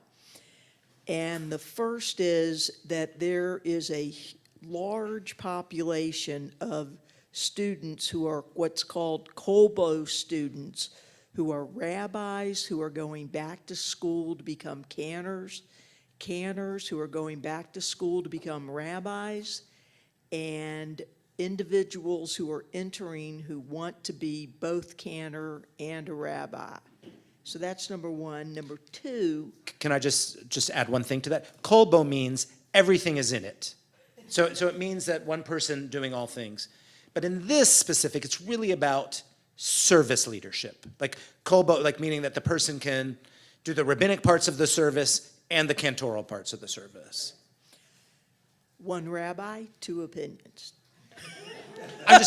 I'm You're giving the rabbi. definition. I know, thank Yes. you. The second thing that we're seeing is that statistically, more institutional synagogues are dying, and due to COVID, more rabbis are having online presence. And as many of you know, Angela Buckdahl from New York City and Amichai are doing tremendous online communities. And I see a lot of people in my school who are moving in that direction as well. So that's Central Synagogue from Rabbi Buchdahl and Lab Shul from Rabbi Amichai Lalevi, where our Rebecca Goldsmith used to work. Lab Shul. Okay, and there are others. Sure. I'm Yeah. giving people context if they want to look these things up. Okay, and then the third point I wanted to make is that the theme of our fall gathering is sitting in uncertainty and practicing curiosity. So that's interesting that that's what we're doing at our school. Great. Any other thoughts on this question? Anything online? I think online is just, there's some buzz again around the institutional benefits and member recruitment, member attraction benefits of a named rabbi. Okay. Sure. Debbie. So I just want to keep relationship in the conversation, because I think that in order to be effective at helping somebody reach what might be the right decision for them individually in the context in which they find themselves, yes, I'm a social worker, whatever, you know, that requires that the rabbi have the skills to build relationship, real intimate connection. Great. So. And, I mean, just in terms of a reality, even when you have a rabbi who has those skills, it doesn't necessarily match up with everybody in the community and what, you know, in terms of. Yeah. Right, I'm just, you know, as we think about this, kind of wanting to keep people real. Mm-hmm. Val, and then I'm going to potentially move us on. I just want to talk about words again. Sure. In a way. I didn't mean it as a binary of institutional versus community, because I think it's more to what extent do we think of ourselves this way, to what extent do we think of ourselves that way. But we keep saying community. And we can talk about community in so many ways. So are we talking about just the inside CBH community? What does that look like? Is that just the founders? Is that just the people who have been here for the last 20 years? Is it just the people who have official membership? Is it just the people who should, et cetera? Sure.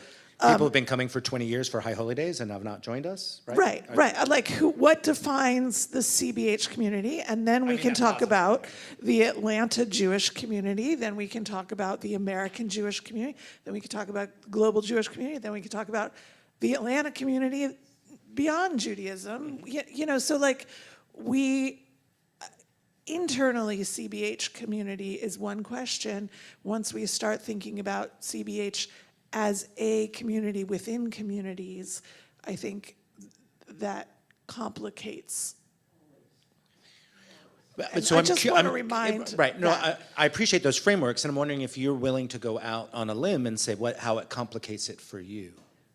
I personally think that we CBH ourselves, and I include every member and every person who shows up on a regular basis, no matter how often or recent or whatever, I'm not sure we need a rabbi, if you want my, sure. But when you start looking at us in the wider scope, and when you start looking at us as an institution that needs to survive and needs to have relationships outside of our community with the Jewish synagogues down the road and with the churches down the road and with, blah, blah, blah, blah, blah, blah, blah, that it becomes a greater need. That's all.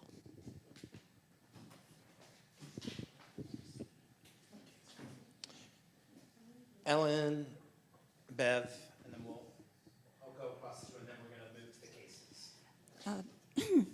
I don't know if this is also what you had in mind, Val, but there are a number of us here who are on the Financial Sustainability Task Force, and we are staying up at night wondering how we're going to make it financially. And so the question is, can this relatively defined community inside CBH, can we survive financially, or do we need and depend on others coming in and joining us and paying money to belong? And will they pay money if we don't have a rabbi? And this is kind of what James was saying also, and that also looking at the deep level of service that we give each and every member here based on our staff and our lay leaders. That's very expensive, and so that's the kind of thing that's, I think, keeping us up at night, worrying about how it's great to be this community and we're lay-led, and anybody could be a rabbi or anybody who has these credentials, or these qualifications, but can we sustain ourselves financially on that kind of model? It sounds like you should talk to a rabbi. No, I'm kidding. I'm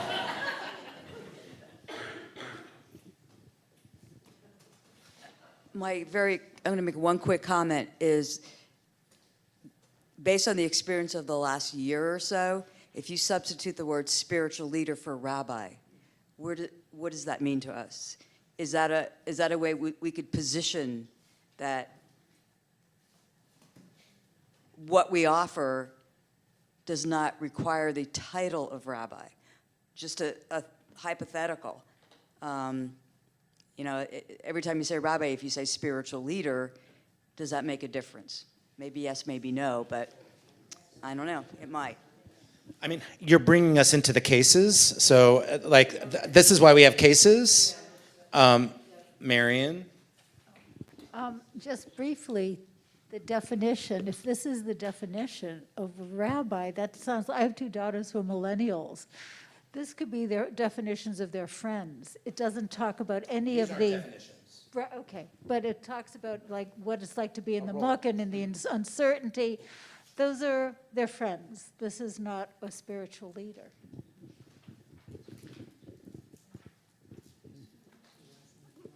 I'd like to comment about the. I would like to comment about what Ellen said. I am not on that committee, but I served for several years on the membership committee. Excuse my voice. I served for several years on the membership committee and co-led the membership committee for about a year before I had some medical issues and had to step back. And I can tell you that from working with people who show an interest in CBH before they commit to wanting to join, it is a very important part of them wanting to become a part of this community to know what is happening with the rabbinate within CBH. There are people who are willing to join and not know that, and there are probably just as many who are not willing to join if there is not a rabbi present. And even though I have not been actively working in membership for the past year or so, I still am in touch with some of these people who are kind of sitting on the edges, and I'm watching them slowly peel off and join other shuls. And the reason I say that is if we are going to remain a vibrant community, of course we do that by having our school and by including the children and by being as inclusive as we can be, but we also need to bring in unaffiliated Jews. And so we do need to think of ourselves as part of that larger community that includes unaffiliated Jews, some of whom may be looking for a shul for a home. And CBH is very attractive to them in many ways, but many of them feel that because they have been unaffiliated for a long time, that they need a guide. And in their reference point, the definition they have is that guide is a rabbi. So we need to know how to sell ourselves, which we have always needed to know how to do since the beginning of this. Say again? The case, yes. So friends, we have two more. Yes. Yes. We will do that. I did want to give Brandon. I'm going to invite you to keep it short. Okay, I don't know if we need a rabbi, but if we, in our community, like here, we might not need one, but outside we might to attract people. But is the amount of money you're spending on a rabbi enough? The amount of money you're spending on a rabbi, will that help us financially, or will it not help us? I think. Can you do it quickly and then? I can. The flip side of what Ellen said is really important. Are we willing and able to invest to get a rabbi to attract more people, right? You can't just say, we need one. You have to say, and we have to be willing to fund it. So friends, Rebecca, you were the one who just said, let's get to the cases. Yes, but I will call on you first when we get to the, so I'm going to invite this table over here to look at case number one.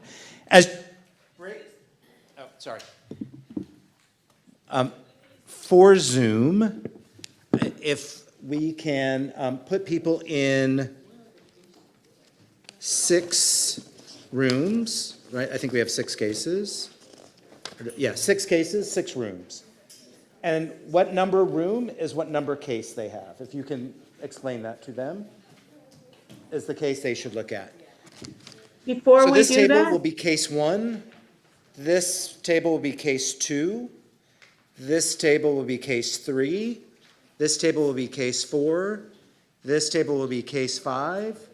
This table will be case 6. And this table will be case 1.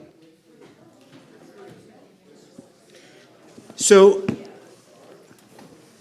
and if we can give the folks in Zoom the instructions that I'm about to give people in the room, is take a moment to read the case. They're all pretty short to yourselves. And then I have raised some questions. Fill in if there are details that you need, fill in details that would make sense in this context. And then I invite you to look at the questions and see if there are any more questions that you want to have, but engage about this case. Not every case is where CBH is at. There are some that are more potentially applicable than not, but each case should illuminate more about what is the role or what are the needs that a community might have. And I'll walk around to see if there are any questions. Where do we find the cases? I don't see it in the what is a rabbi handout.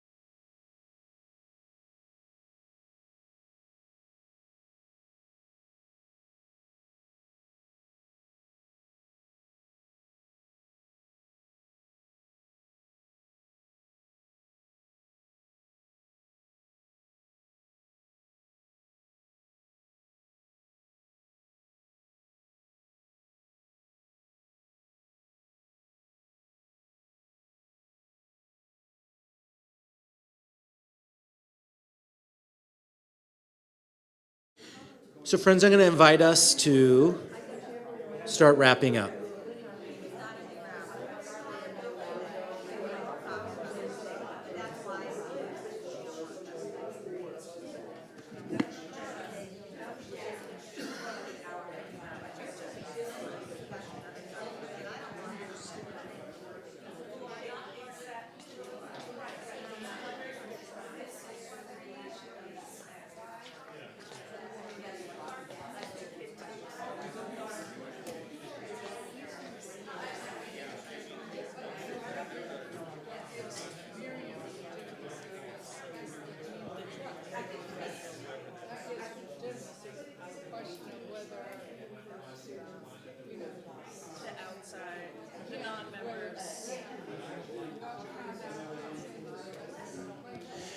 Okay, friends, I'm going to bring us back together.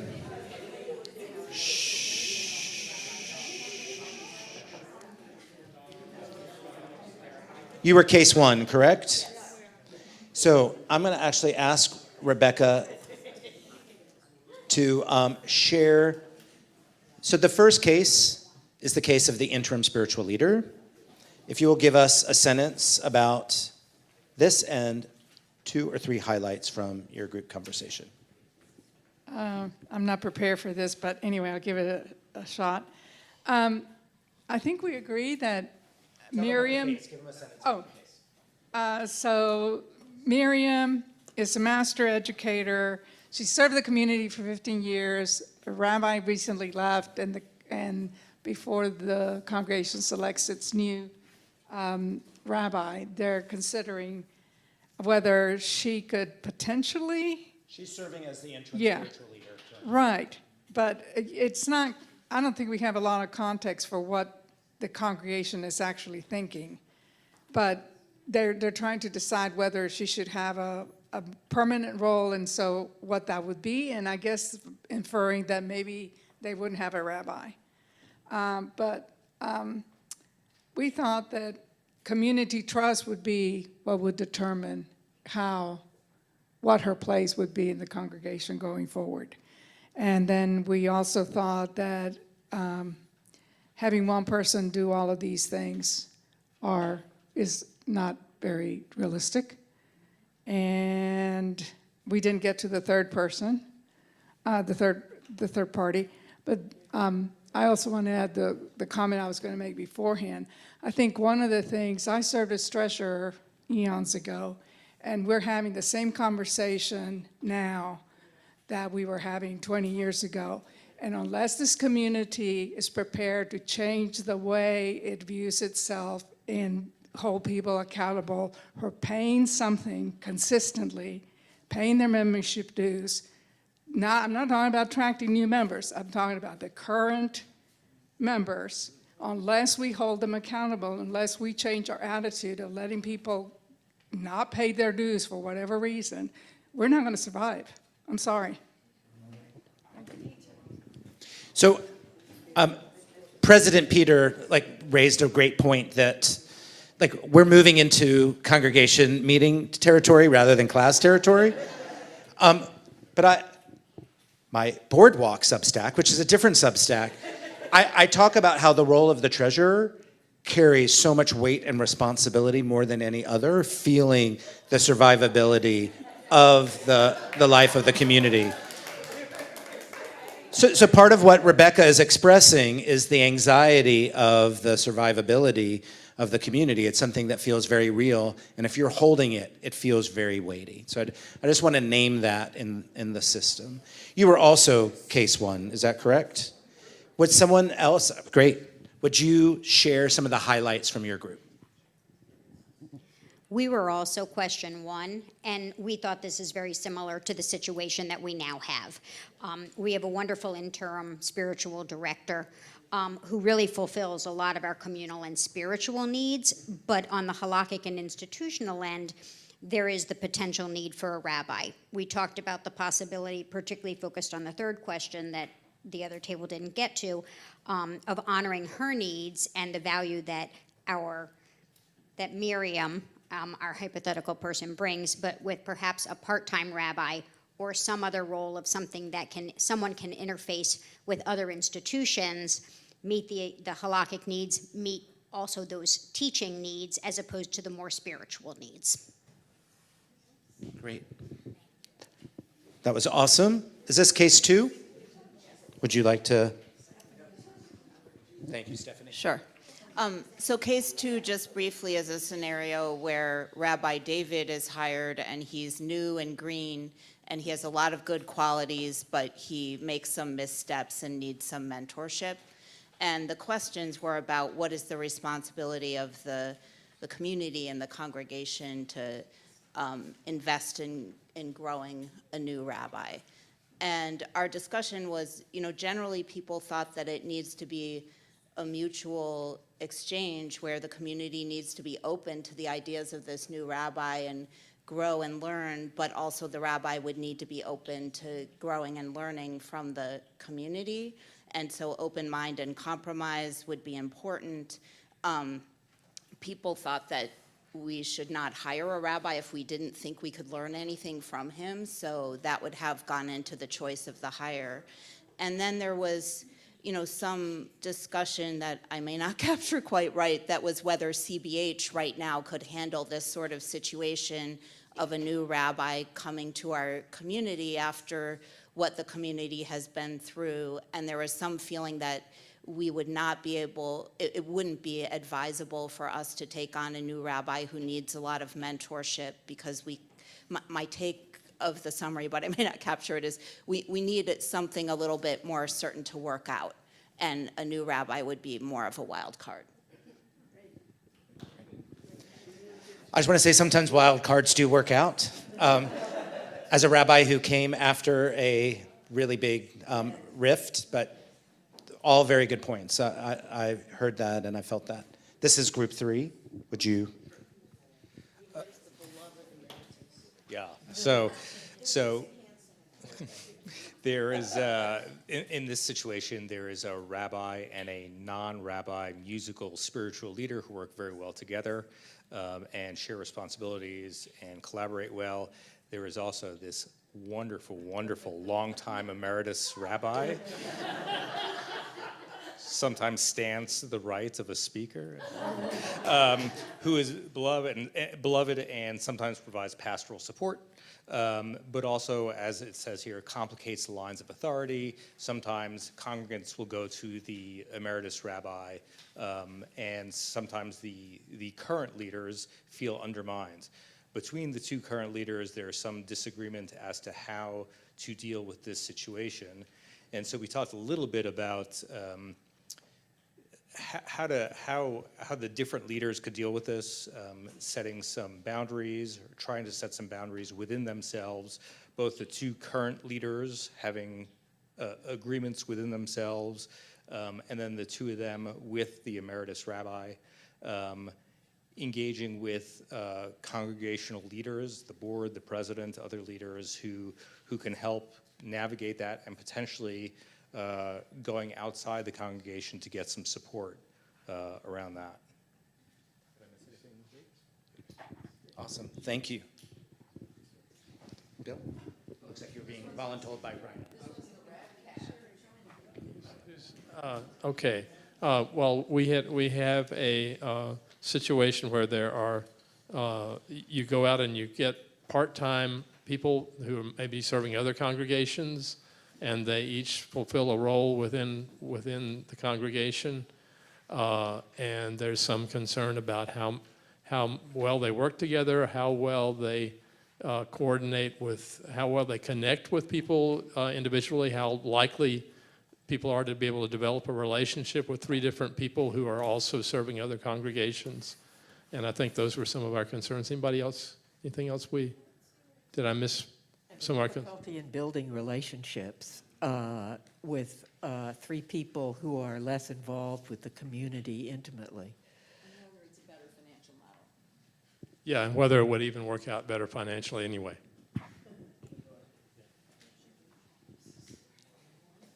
Who would like to speak for your case? Sure. That laughter volunteers yourself, Dan. Remind me never to laugh again. So Case 5 is a national initiative offers congregations the opportunity to ordain experienced lay leaders. So Leah, a beloved member of the community, completes the training and applies for community ordination. Many see this as an inspiring act of empowerment. Others worry it could be dismissed by the larger Jewish world, like the ARA, which wouldn't admit her, Leah, them to their organization. Who has the authority to ordain or recognize Jewish leadership? Who can turn the page faster?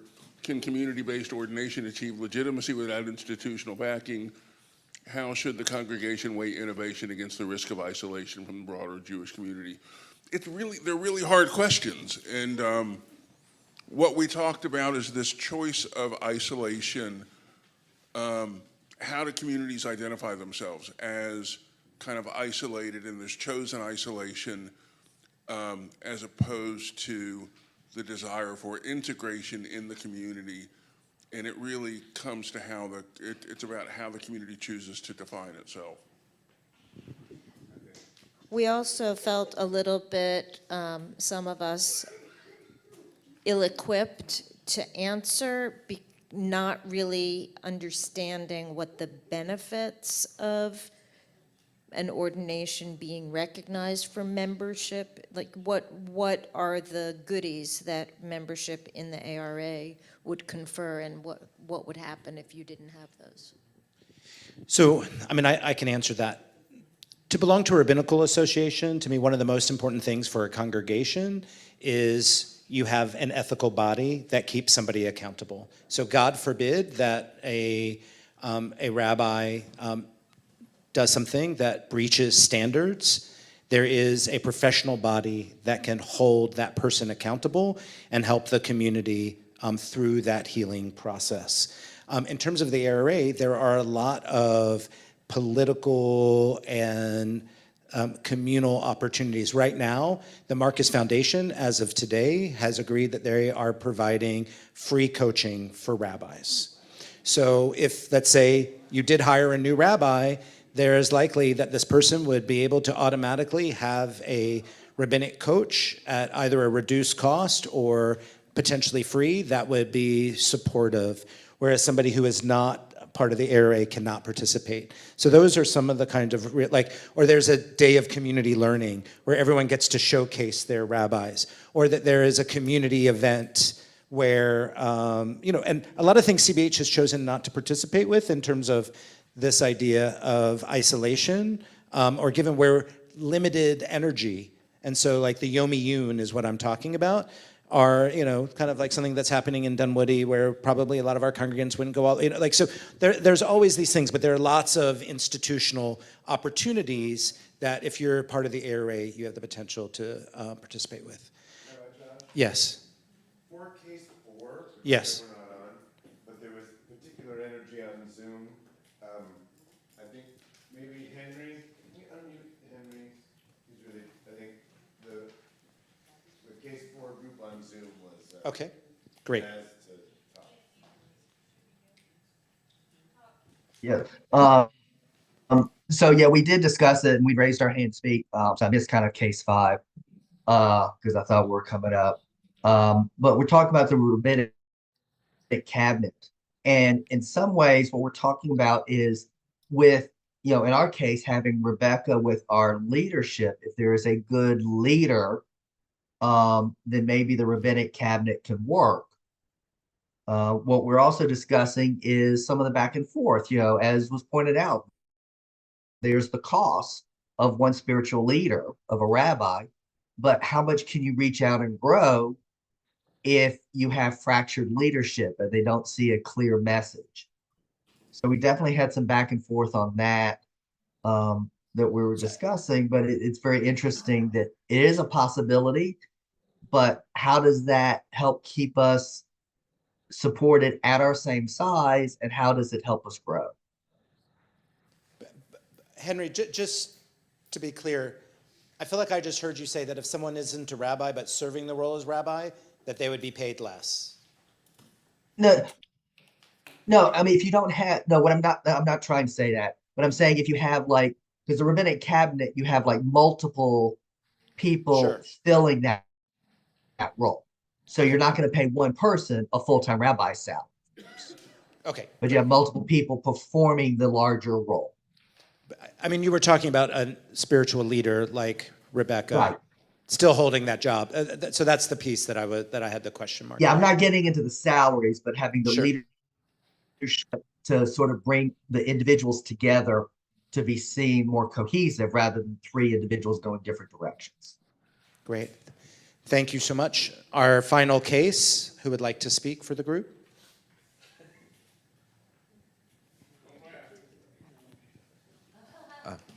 Yeah, so the final case was concerning institutional barriers, where you have a skilled interim leader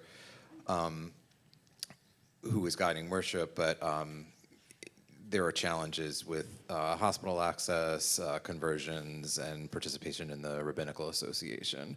And it's about the debate between institutional requirements that might be outdated, gatekeeping, while others think these are necessary standards.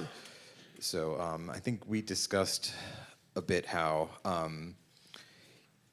even though some of these institutional requirements could be seen as outdated, they may not be outdated with other Jewish communities that we may want to partner with or be engaged with, and that having some sort of a partnership with an ordained clergy can solve that. But there was also some discussion that some of those institutional requirements in other congregations, institutional requirements may prevent them from partnering with an LGBTQ synagogue in the first place.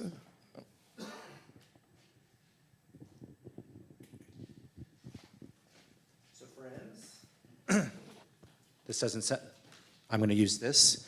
I just want to close us out by saying that all of this was to till the soil.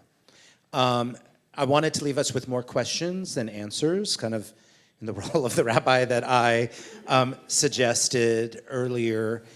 Really to serve to make sure that this is a conversation that continues throughout the community.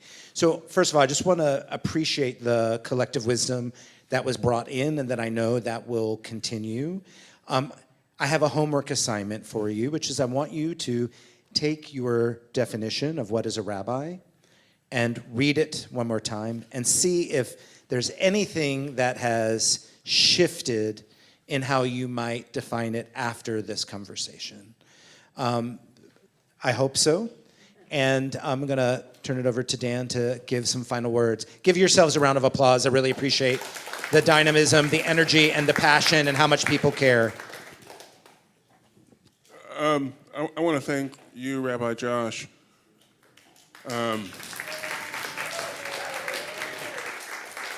You achieved your goal of providing many more questions than answers. And the task force kind of appreciates that. You've made our job much harder. So thanks for that.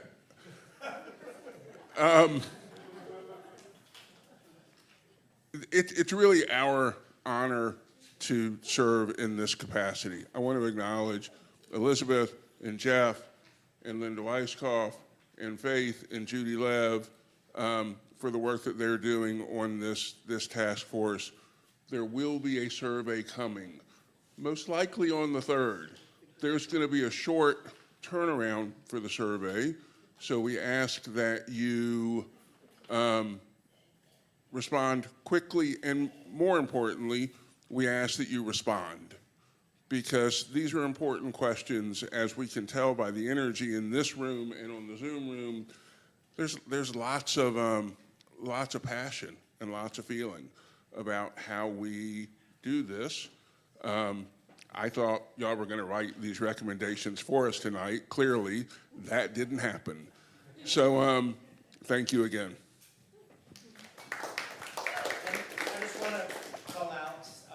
Our CBH staff for helping arrange and make sure everything occurred. Thank you, Emily, and thank you to the staff who isn't here who's also working a bit shorthanded as we keep sharing in our thoughts. And thank you, everybody on Zoom. I look forward to the opportunity to see you in person at some future point. Be posted. I'll be leading a service in December, and maybe you can join me then. Take good care.